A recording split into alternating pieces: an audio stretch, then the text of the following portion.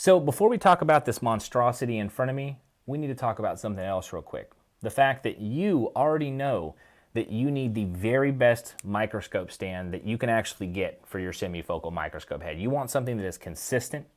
You want something that's got a good weight to it so that when somebody's not walking around, they're not shaking everything. I'm looking at you, articulating arm microscope stand, you terrible, terrible microscope stand, you. If you're listening right now, don't you ever buy a microscope stand that is an articulating arm. You're going to hate it, and the only people that like it, I don't know, there's something odd about you. There's something odd about you. Anyway, with that, let us look at this big dude. He is a very, very big stand here, and let's see if we can get a better look. Ooh, just flips around there.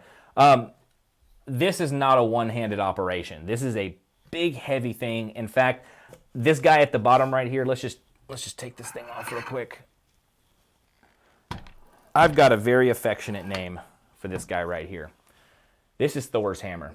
If you ever decided that you just wanted to pick this thing up and walk around with it, after a few minutes, you're going to start to feel a little unworthy, okay? Because this thing gets pretty heavy. The whole point of it is that you can put this guy on it,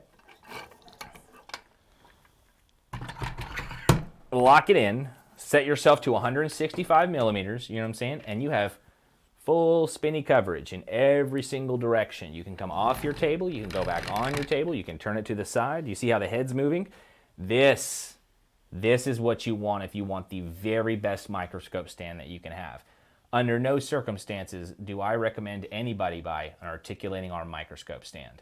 Now, I'll tell you right now, they're for sale, and there is a very select group of people that just, they will die by their little articulating arm stand. That is their hill to die on. So they're available, but I just warn everybody about them. Just be really careful that you make sure you get the right one for your situation, okay?